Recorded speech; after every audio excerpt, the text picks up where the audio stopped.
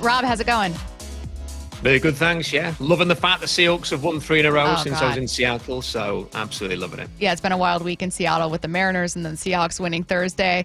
I wanted to start with some really optimistic takes on the season. Maybe not even too optimistic, maybe just fair ones. Dan Graziano has his overreaction column for ESPN. One of the statements was, the Seahawks are the team to beat in the NFC West, and he said, not an overreaction. Now, he did add that he could see a world where any of the 4 teams continue to take the division.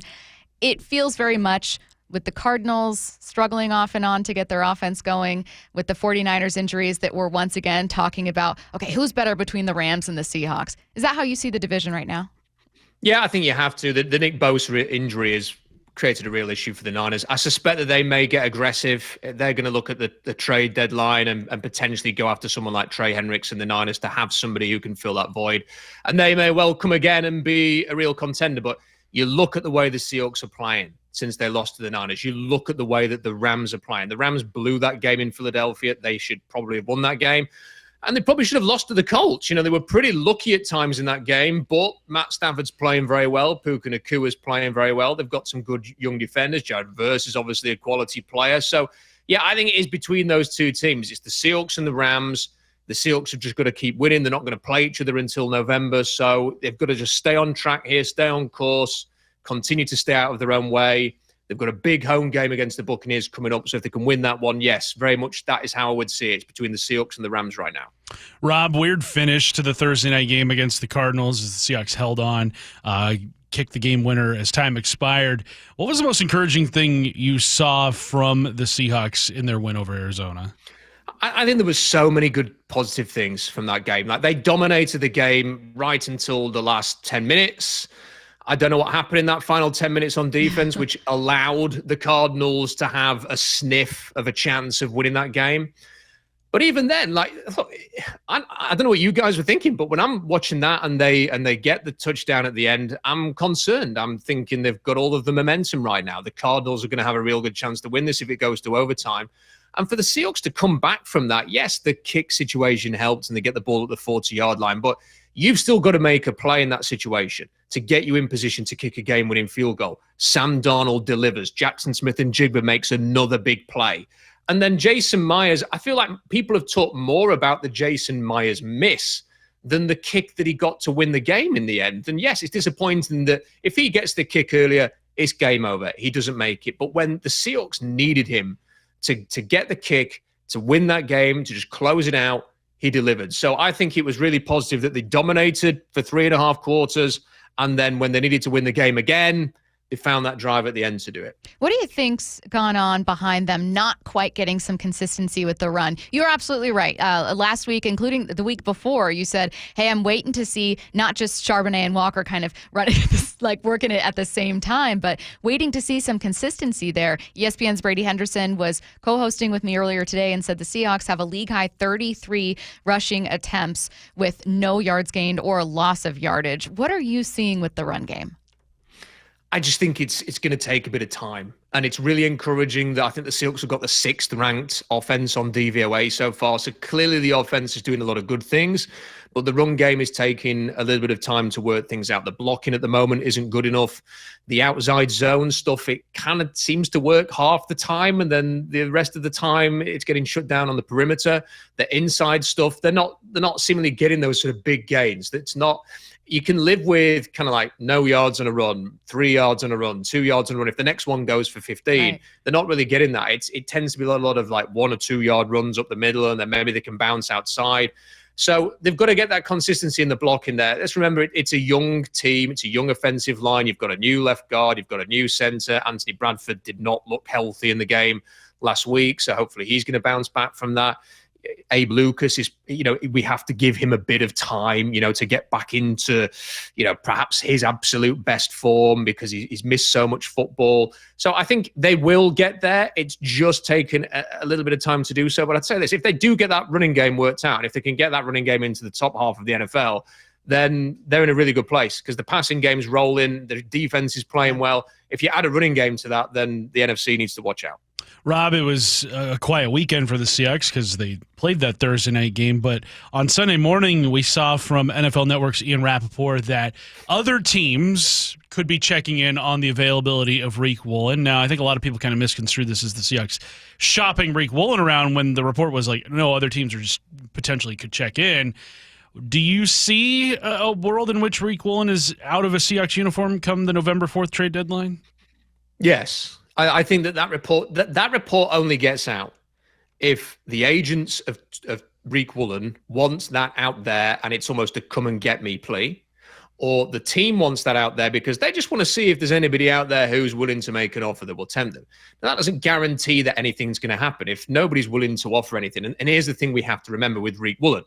He was an incredibly talented player going into the draft. He was talked about a lot. Jim Nagy was talking him up a lot because he was going to go to the Senior Bowl. Everybody knew about the amazing athleticism.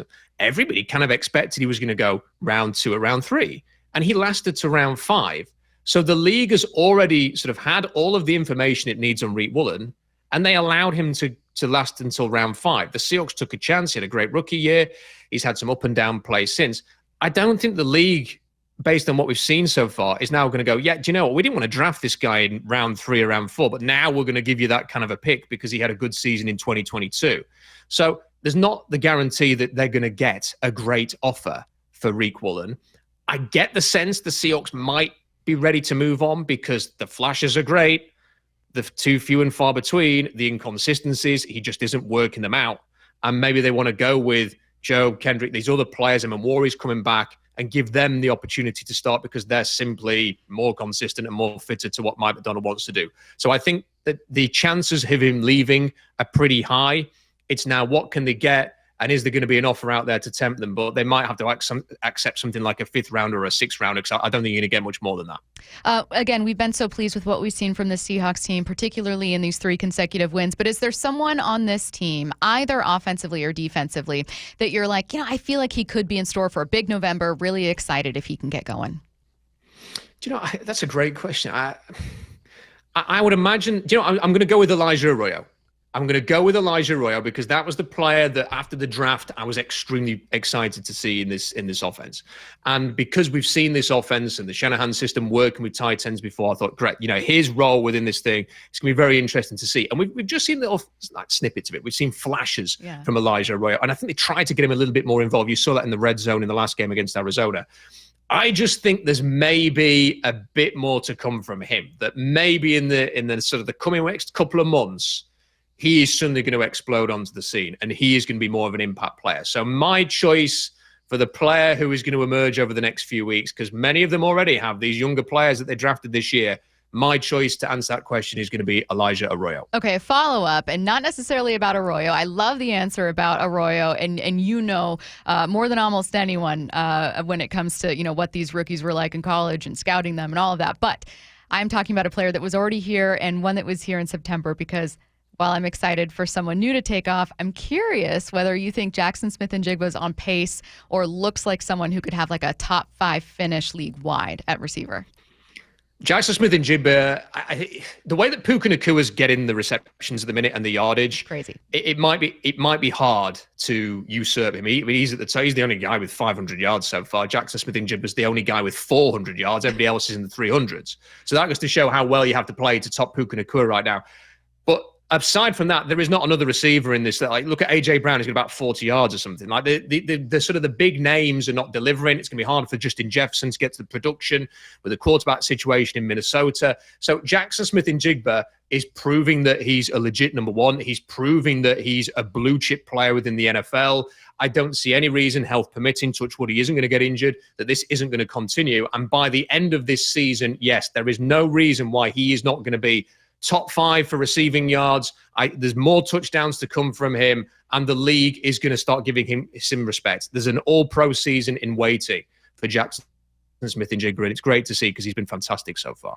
Rob, we're 4 weeks now into the season, and we're getting a better read on who these teams are. After the quarter mark, you've got teams that are 0-4, 1-3. Are you seeing any players on the teams that are starting to fall out of it maybe emerge as potential trade candidates for this Seahawks team? Like, you can't help but watch the Bengals yesterday and just think this is absolutely appalling. Like, this is a team that, yes, they have lost their quarterback, but unless they're prepared, no disrespect to any Husky fans, but unless they're prepared to upgrade from Jake Brown, I don't think they're going anywhere this year. You know, they unless Joe Burrow's suddenly magically going to find some potion that can heal that foot, they are not going to be going anywhere. And they're not just losing, they're getting hammered. So if this continues, I think they've got some tough games coming up if memory serves. If this continues in a couple of weeks' time, you've got to wonder what the situation with Trey Hendrickson's going to be. I think the Niners are probably going to be more aggressive than anybody to try and get Nick Bosa, but could they be a team that the Seahawks look for? And then, you know, there are others as well. I guess people will look. The Dolphins beat the Jets, but they're the Jets. Where are the Dolphins going to be in sort of 2 or 3 weeks' time? You know, where are the Ravens going to be? Now, Lamar Jackson's out there. Like, Mike McDonald knows a lot of people in Baltimore. Like, what are they going to be looking at in a couple of weeks? If they don't win their next couple of games, then they're going to be, 1-5? Like, they might start to think about, hey, let's be willing to do some deals there. So I think the Seahawks can be very aggressive, by the way. I think they are going to do something between now and the deadline. Could be quite interesting as well, because the opportunity's there. And the more and more I study this 2026 draft class, it's nothing to get excited about. So I think spending a pick, maybe even a decent pick, to get a quality addition is on the cards for the Seahawks. Could be a very, very interesting October and November here for Seattle. Here's Rob Staten of Seahawks Draft Log. Thanks, Rob. Thanks, Rob.